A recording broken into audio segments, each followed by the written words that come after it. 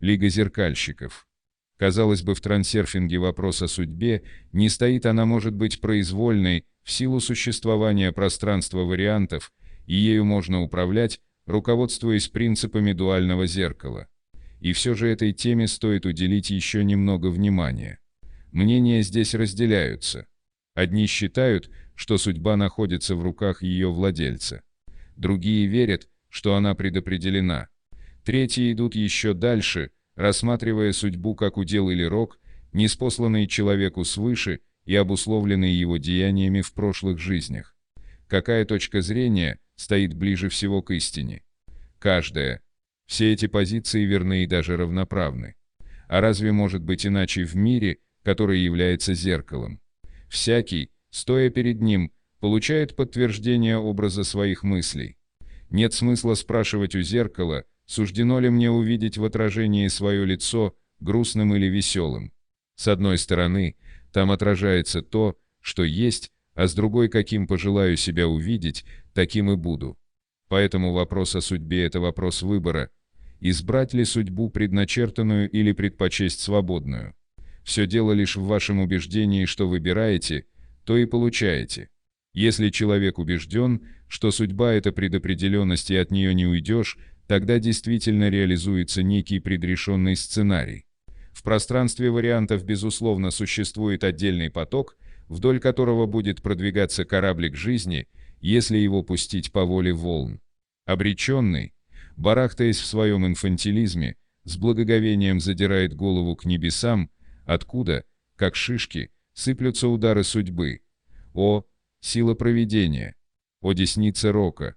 На самом же деле вовсе не на роду написано, а на лбу пропечатано то, что ты, олух, всего лишь находишься во власти бессознательного и весьма бестолкового сновидения, на которое сам же себя обрек. Но когда человек берет управление в свои руки, жизнь его перестает зависеть от обстоятельств. Кораблик можно направить в какую угодно сторону от той судьбы, которая якобы предначертана. Все очень просто, жизнь как река. Если вы гребете сами, то имеете возможность выбирать направление, а если просто отдаетесь течению, то вынуждены плыть в русле потока, в котором оказались. Хотите карму, будет вам карма. Думая о том, что ваша участь зависит от каких-то неумолимых обстоятельств или ошибок прошлых жизней, вы тем самым реализуете соответствующий вариант. Воля ваша, ведь вы сын Бога. Ну а если желаете быть вершителем, то и это в вашей власти. Дуальное зеркало будет на все согласно. Вопрос лишь в том, умеете ли вы с ним обращаться. В рамках модели трансерфинга все это вполне очевидно. Единственной непостижимой загадкой остается пространство вариантов. Кто положил туда все то, что там имеется? Откуда оно там? И зачем? И что было до того, как все это туда положили? Скажу честно, не знаю. Могу лишь выдвинуть гипотезу. Пространство вариантов никто не создавал, оно существовало всегда. Человеческий разум так устроен, что ему кажется, будто все в этом мире чем-то или кем-то создается, а также имеет свое начало и конец. По-видимому, не все. Боюсь, что даже если поднять осознанность человека настолько, насколько он превосходит осознанность устрицы, то и этого не хватит для того, чтобы осмыслить подобные вещи. Есть в мире вопросы, которые лежат далеко за пределами возможностей разума. Ведь разум – это всего лишь логический автомат, хоть и обладающий способностью мыслить абстрактно. Так вот, уровень моего абстрактного мышления позволяет мне лишь построить примитивную математическую модель.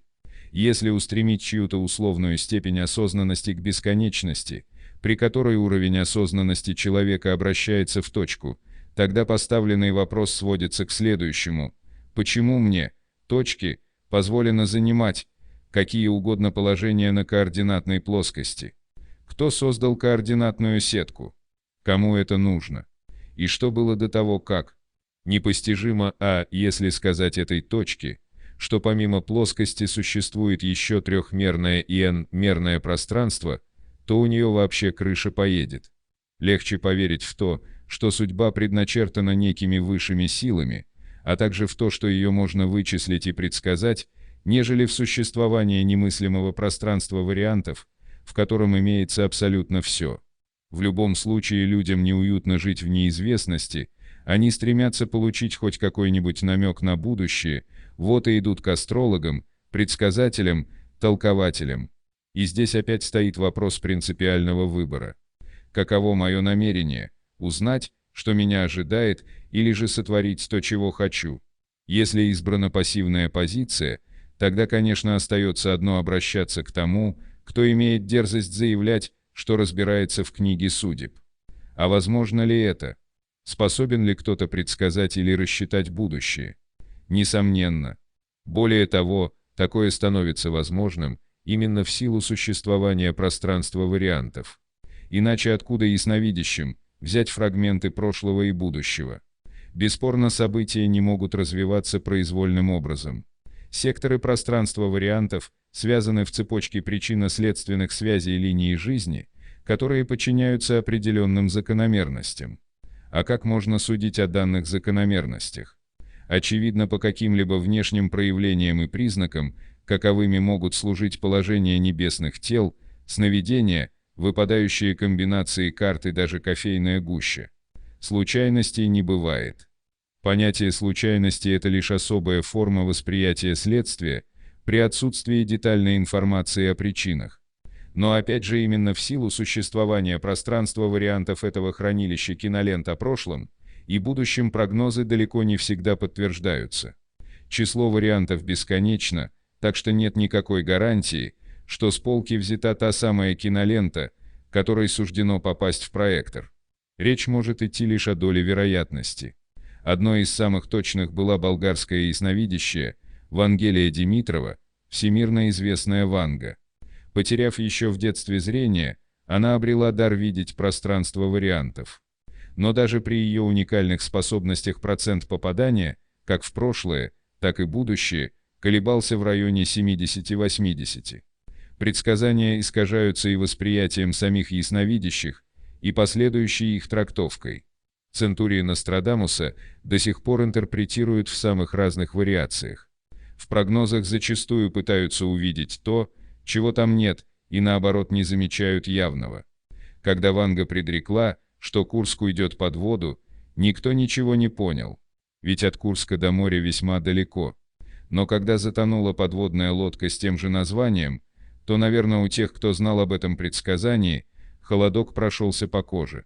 И все-таки, если можно говорить лишь о вероятности того, что прорицатель увидит тот самый сектор пространства вариантов, тогда почему точность попадания оказывается достаточно высокой? Потому что предсказание, запечатленное в памяти человека, волей-неволей обращается в его намерение. Отношение к всевозможным толкованиям и гороскопам – особое это баланс веры и недоверия. С одной стороны, человек не склонен всецело полагаться на такие вещи, а с другой где-то в глубине его подсознания сидит мысль «а вдруг?». Важность в отношении толкования минимальна, может сбудется, а может и нет. Это своего рода игра, которая ведется одновременно и понарошку, и всерьез. В результате возникает некое подспудное единство души и разума. При таких условиях создается мимолетный, но четкий образ, который зеркало мира охотно воплощает в действительность. Человек сам невольно реализует то, что ему было предсказано, вот почему вероятность получается выше среднего. Из биографии самой Ванги складывается впечатление, что она еще в детских играх будто намеренно программировала свою дальнейшую судьбу. Ее любимым занятием было лечение соседских детей-пациентов. А еще она умела рассказывать различные выдуманные истории, которые все слушали как завороженные. Кроме того, Ванга увлекалась одной странной игрой. Что-нибудь прятала в укромное место, а затем начинала искать этот предмет вслепую, продвигаясь к нему на ощупь. Как видно, картины создаваемых ею образов были настолько безупречны, что зеркало мира в точности воспроизвело их в действительности. Ванга стала целительницей и ясновидящей, а зрение потеряла в результате несчастного случая. Когда ей было 12 лет, ее подхватил ураган, после чего девочку нашли в поле, засыпанную песком. Надо отметить, Ванга была убеждена, что от судьбы уйти невозможно, Никакие усилия кого бы то ни было не могут изменить предначертанного. Получая видение о несчастьях, которые должны были произойти в будущем, она пыталась предотвратить беду, но у нее ничего не получалось. Бывали случаи, когда Ванга, зная, что людей ожидает смерть, отговаривала их отправиться в поездку, либо просила покинуть то или иное место. И это не помогало, ее не слушали. Выходит, с трансерфингом здесь имеется какое-то противоречие, и судьба все-таки предрешена. На самом деле никакого противоречия нет. Один человек не способен своим намерением существенно повлиять на жизнь другого. Человеку дана власть формировать только слой своего мира. Даже когда со стороны кажется, что влиятельный политический деятель распоряжается судьбами целых народов, на самом деле он всего лишь исполняет волю, породившей его структуры. Управлять своей судьбой способен каждый, но лишь при условии, что он берет руль управления в свои руки. Все дело в том, какую позицию занимает человек, активную или пассивную. Можно жить как живется, читая гороскопы и принимая судьбу как данные свыше. Но с другой стороны, если взяться за дело со всем усердием бестолкового разума, можно сотворить себе такую судьбу, что не приведи Господь. Поэтому под активной позицией будем понимать не умение лупить руками по воде и грести против течения, а намерение управлять ходом своих мыслей в соответствии с зеркальными принципами. Такая позиция дает реальную власть над судьбой. Услуги прорицателей при этом теряют всякий смысл. Я вовсе не хочу заявить, что их предсказания ложны. Нет, индивидуальные прогнозы нередко подтверждаются, но они необходимы лишь тем, кто остановил свой выбор на жизни, как в бессознательном сновидении, и таких людей, кстати, всегда будет подавляющее большинство. Если же вы намерены превратить свою жизнь в осознанное сновидение, которым можно управлять, то услуги зеркальщиков для вас действительно не имеют смысла. Ну а кем же являются астрологи, толкователи, предсказатели, если не зеркальщиками? Ведь они предоставляют не просто безобидный прогноз, а суррогатную часть вашей судьбы, кусочек зеркала, в которое вы будете вынуждены смотреться. А как же иначе? Будет ли данный прогноз воспринят вами серьезно, или нет, не имеет значения, вы его взяли, и он останется сидеть в подсознании, программируя дальнейшую вашу судьбу. Даже если не говорить о деньгах, неужто вы полагаете, что можете получить кусочек будущего просто так? В книгу судьбы нельзя заглянуть без последствий. И плата за этот товар всегда одна, вам придется взять его с собой и сделать частью своей жизни, хотите вы этого или нет. Такая плата может оказаться роковой. И вина или, скажем, ответственность здесь лежит не на тех, кто продает судьбу как товар, а на тех, кто этот товар покупает. Интересуясь прогнозом, вы приобретаете зеркало и спрашиваете зеркальщика, можно ли вам сегодня туда улыбаться. Но ведь у вас уже есть зеркало, слой вашего мира, с которым можно творить все, что угодно. Со своим зеркалом я свободен, если захочу, могу своей волей вершителя обратить любое поражение в победу, и так оно будет, и плевать мне на прогнозы. Ну а коли нет желания быть вершителем своей реальности, можно успешно пользоваться услугами зеркальщиков, это тоже выбор и способ существования. Точнее, способ безопасного движения по руслу судьбы. Прогнозы здесь могут сыграть роль знаков, как предостерегающих от возможных неприятностей, так и способных вселить надежду на успех. В этом отношении зеркальщики занимаются полезным делом. Но не все. Наиболее вредоносными из них являются предсказатели глобальных событий. Предрекая грядущие катастрофы и концы света, они тем самым упорядочивают мысли больших групп людей в деструктивном направлении или, другими словами, программируют коллективное сознание. Даром это не проходит. Что интересно, ученые тоже состоят в лиге зеркальщиков, хоть и не оказывают прямого воздействия на судьбы людей. На протяжении всей истории они только тем и занимаются, что пытаются объяснить нам, как устроен мир. Когда-то Земля была плоской, покоилась на 3 китах, слонах, черепахе и на чем-то еще. Небесные светила в прежние времена вращались вокруг Земли. Прошло уже много тысячелетий, кое-что прояснилось, но процесс примерки все новых моделей продолжается по-прежнему. На смену классической физике приходит квантовая. Объекты микромира сначала объявляются частицами. Потом оказывается, что это скорее волны, которые время от времени не прочь побыть частицами. Затем следует очередная теория, она возвещает о том, что эти неуловимые объекты являются не волнами и не частицами, а струнами в десятимерном пространстве времени. Мир, стоя в примерочной, соглашается и с этой моделью. Однако все равно что-то непонятно, что-то не так. Ученые вынуждены добавить еще одно, 11-е измерение, в результате чего рождается сверхновая М-теория, в которой струна превращается в мембрану. Забавно, не правда ли? Что дальше? По всей видимости, этот процесс будет продолжаться до бесконечности. Вслед за очередной моделью будут появляться все новые и новые.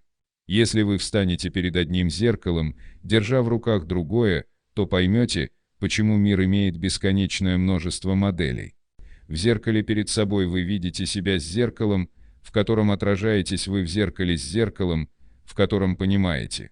Скорее всего, на вопрос о том, как устроен мир, ответа не существует. В рамках понятий человеческого разума, если взобраться на самую абстрактную вершину определений, мир выглядит никак. Он просто зеркало наших представлений. Что мы о нем думаем, то и получаем. Единственное, что можно утверждать с уверенностью, так это то, что реальность многогранна, и констатировать некоторые ее закономерности. Процесс же исследования строения мира подобен выше приведенному примеру. Когда за основу берется одно из проявлений реальности, получается отдельная версия кусочек зеркала. Встав вместе с ним перед основным зеркалом мира, мы увидим в отражении новый аспект. Взяв одно из проявлений данного аспекта, мы снова получим отдельную версию реальности. И опять из очередного зеркальца возникнет новое, отразившись в образе предыдущего. Каким же является мир на самом деле? Вы можете попробовать себе это представить, если удастся, на примере двух одинаковых зеркал, установленных близко друг к другу. И то, и другое отражает соседнее, стоящее перед ним. В обоих зеркалах ничто, отраженное само от себя бесчисленное множество раз. Черная бесконечность образов, в которых ничто отражается от ничего. Подается ли полученная картина какому-то описанию в пределах тех понятий, которыми располагает наш разум? Едва ли, в заключение остается добавить, что маятники зеркальщиков в любом случае не пекутся о вашей судьбе, а преследуют свои интересы, им нужна постоянная подпитка от клиентов. Люди желают каждый день знать о том, что их ждет завтра, вот и ходят беспрестанно к осведомленным, внося лепту своей энергии, а взамен получая суррогат-кусочек сфабрикованной судьбы. Если внимание человека попало в петлю захвата маятника, торгующего судьбой, то он уже не может чувствовать себя уверенно, пока не прочитает очередной гороскоп или не узнает толкование своего сна. Возникает своего рода аддикция, наркотическая зависимость. Доза требуется постоянно для поддержания иллюзорной уверенности в завтрашнем дне, а маятники раскачиваются и процветают. Трансерфинг в такой подпитке не нуждается, узнал принципы и гуляй себе на все четыре. Знание само по себе не является маятником, он возникает только в случае, если возникает соответствующая структура. Трансерфинг опять же не объясняет и устройство мира, а предлагает утилитарную модель, которая позволяет понять, почему управление реальностью возможно и как это делать. Точно так же можно успешно водить автомобиль, не имея представления о его устройстве. Миссия трансерфинга заключается в том, чтобы вручить людям водительские права. Зеркальщики уверяют точку, что она должна двигаться по строго определенной линии графика функции, иного не дано. И это действительно так, но лишь в том случае, если сама точка принимает такие условия. Реальность существует независимо от вас. До тех пор, пока вы с этим согласны. Вам не удастся изменить весь мир, но отдельный слой этого мира в вашем распоряжении. И для этого нет нужды менять себя, достаточно лишь воспользоваться своим правом вершителя. Теперь у вас есть дуальное зеркало, оно подобно джинну, исполняющему все желания. Это уже не сказка, а реальность, которое, возможно, до сих пор скрывалось от вас под покровом обыденности. В отличие от сказочного, зеркальному джинну нельзя приказывать. Не имеет смысла его упрашивать, а также искать у него сочувствия. Но стоит вам объявить о своем намерении, и волшебное зеркало охотно согласится: «Ладно, ладно, мой хороший. Вы истинный вершитель своей судьбы, если намерены быть им, не отдавайте свою судьбу зеркальщикам.